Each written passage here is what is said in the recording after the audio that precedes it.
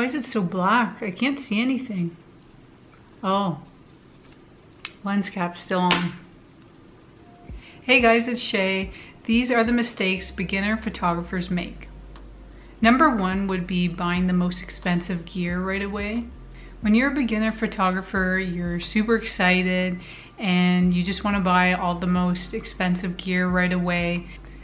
But to me, that's kind of like a young rich kid that's gifted a brand new sports car for their first vehicle and they end up crashing the car because you need to first develop those skills before you just jump right in and be comfortable with your product and have that knowledge to actually know how to operate the camera. When I first started to get into photography, I actually shot on the Canon G7X power shot, just a little camera that can fit in your pocket, and that helped me get really comfortable with photography. And honestly, I started on auto, which was great because I felt like I learned a lot doing that.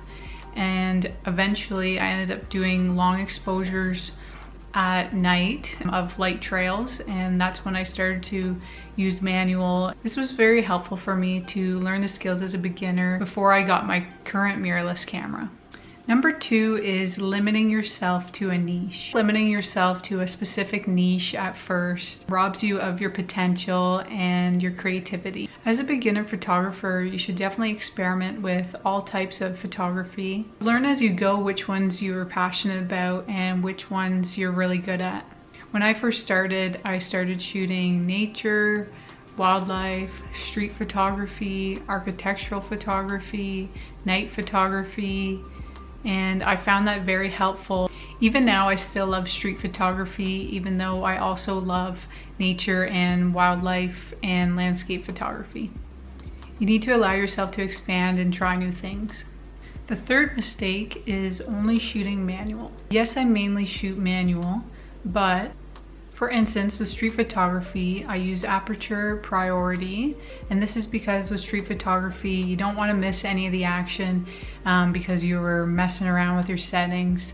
And for wildlife and nature photography, I do use manual, but I'll actually use auto ISO for a similar reason. I don't want to be messing around with my settings. So again, I do use mainly manual, but I do think it's good to figure out different settings that work for you so you're not messing around with your settings trying to get that photo. The fourth mistake is staying in your comfort zone. Even myself, I'll probably always consider myself as a beginner photographer because I'm always learning new things. I'm also always developing new skills. And I feel like staying in your comfort zone just doesn't allow you to grow and expand. I think it's great to keep learning, to try new things. You know, at one point I tried doing a little bit of portrait photography. I wasn't the greatest at it.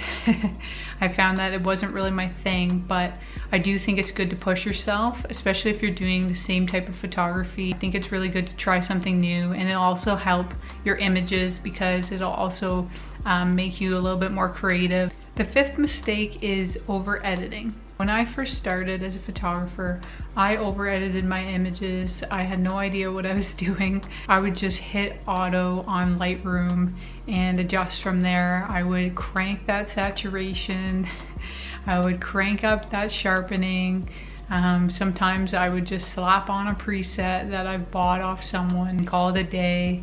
It was too much. I definitely ruined some good photos just because I over edited the photo like crazy and pretty much ruined the quality of the image. So I would definitely recommend to take a lot of time with Lightroom and Photoshop. Take the time to learn the ins and outs of both these programs. You still want to obviously edit the photo, but you're kind of doing a nice balance of it still looking a bit natural but also enhanced. Another tip with editing is to take 10 minutes or so away from the computer after you've edited the image and come back with fresh eyes, because I've had that before where, you know, I've been editing away and then I take 10 minutes, come back, and I'm just like, nope, that's not what I wanted. And I think that's really helpful so you can see if you over edited a bit or if you haven't done enough.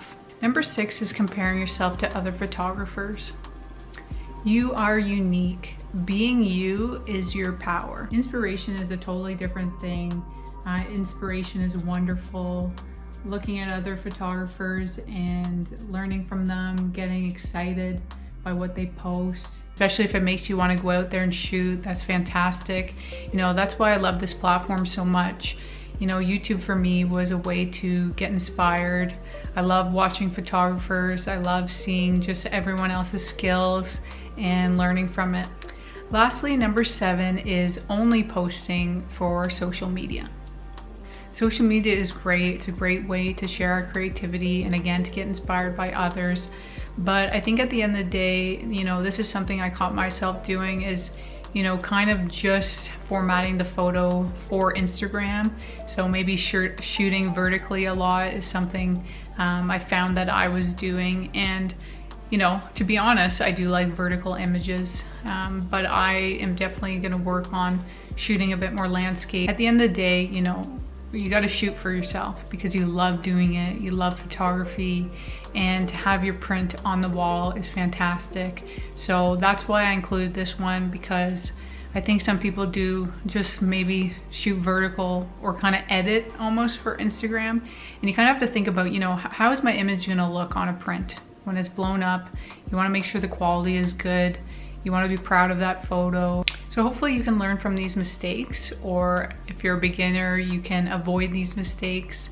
But again, mistakes are a part of life. This is a part of your journey with photography. You're gonna keep learning, hopefully, and you're gonna keep developing these skills. And if you have any mistakes you'd like to share, definitely leave that in the comment. Thanks for watching, and I hope I inspire you to go out and shoot. Excuse me, miss, are you a beginner photographer? Have you made these mistakes? Not acknowledging it? I get it.